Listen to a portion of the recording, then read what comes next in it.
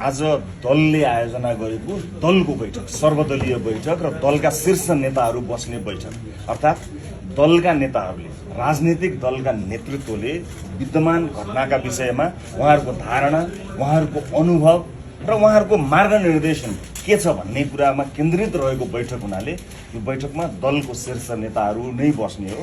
सरकारको प्रतिनिधित्व स्वरूप स्वयं वाग्ले मान्य मन्त्रीज्यूको उपस्थिति भएकै हो। त्यसकारणले यो दलको अवधारणाका लागि र राजनीतिक दलका रूपमा एउटा जिम्मेवार ढङ्गले अगाडि बढ्ने प्रयास स्वरूप बसिएको बैठक हुनाले यो बैठक दलकै नेताहरू बस्ने बैठक हो। सरकारले गर्ने कार्य सरकारले आफ्नो ढङ्गले गरि नै रहेको छ, त्यस बारेमा जानकारी आइ नै रहेको छ। त्यसमा थप जानकारी आइदिए हुन्थ्यो भन्ने कुराहरू अथवा अन्य जे प्रश्नहरू छन् त्यसको समाधान गरिहाल्छ। सरकारका प्रवक्ता हुनुहुन्छ, अब सरकार यो चाहिँ क्याबिनेट मिटिङहरू हुँदै गएका छन्, गृह प्रशासन आफ्नो फिल्डमा काम गरि नै रहेको छ। त्यस कारणले यो हामी भइरहेको बिचमा भएको हुनाले अहिले समीक्षा गर्नुपर्ने या अवधारणा बनाउनु पर्ने हामी त्यो बिन्दुमा पुगेको छैनौँ जस्तो मलाई लाग्छ।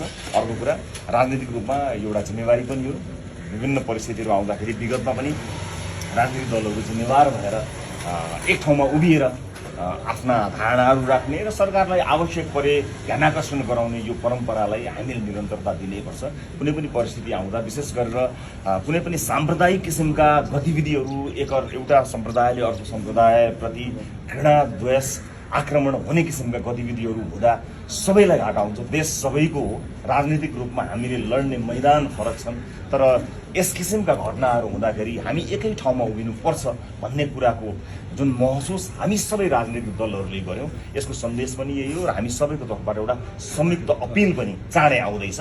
यो अपिलले पनि अझ धेरै कुरा बताउने भएको हुनाले म साथीहरूलाई यसै ढङ्गले बुझ्न अनुरोध गर्छु। जिम्मेवारी हुन्छ, अर्को अख्तियारी हुन्छ। तपाईले जिम्मेवारी बोध गर्नुभयो, त्यो तपाईको जिम्मेवारी बोध गर्दाखेरि तपाईलाई त्यो राम्रो गर्यो। तर अख्तियारी त प्रधानमन्त्रीसँग हुन्छ। अख्तियारी भएको प्रधानमन्त्री आउनुपर्ने होला र अर्को तपाईँले सरकारका अर्थमन्त्री आउनुभयो भन्नुभयो। यो त गणितको शिक्षक चाहिँ नेपाली क्लासमा गए जस्तो भयो। नेपाली पढाउने क्लासमा गृहमन्त्री आउनुपर्ने, प्रधानमन्त्री आउनु नपर्ने हो। र यो बैठक राजनीतिक दलहरूका शीर्ष नेताहरूले विद्यमान घटनाक्रमहरूलाई हेर्ने दृष्टिकोण र सरकारलाई ध्यानाकर्षण गराउने कुराहरूको विषयमा केन्द्रित बैठक भएको हुनाले त्यसै ढङ्गले यो बैठक अगाडि बढेको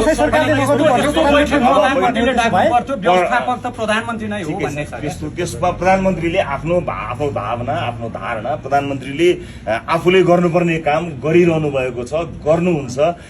गृहमन्त्रीले आफूले गर्ने काम गरिरहनु भएको छ, गर्नुहुन्छ। हामी कुनै पनि घटनालाई सुरुवात हुने बित्तिकै त्यसको निष्कर्षमा पुग्नुपर्ने छैन। पहिलो हाम्रो दायित्व भनेको शान्ति सुव्यवस्था कायम गर्ने हो, सद्भाव कायम गर्ने हो। अहिले हामीले आरोप प्रत्यारोप, चर्का कुरा, कसले गल्ती गर्यो, कसले ठिक गरेन, कसले बोल्यो, कसले बोलेन, कसले कति बजेर कति मिनटमा बोल्यो, कसले कति बजेर कति मिनट ढिला बोल्यो, हामी यहाँ जाने होइन। आजको संवेदनशीलता संचारकर्मी साथीहरूले बुझ्नुपर्ने हुन्छ। हामी एउटा सामाजिक सद्भाव नभड्कियोस् भन्ने एउटा संवेदनशील समयमा बसेका हुनाले तपाईहरूले यसै संवेदनशीलतालाई मध्यनजर राखेर जिज्ञासाहरू राख्नुभयो भने त्यसले परिणाम दिन्छ।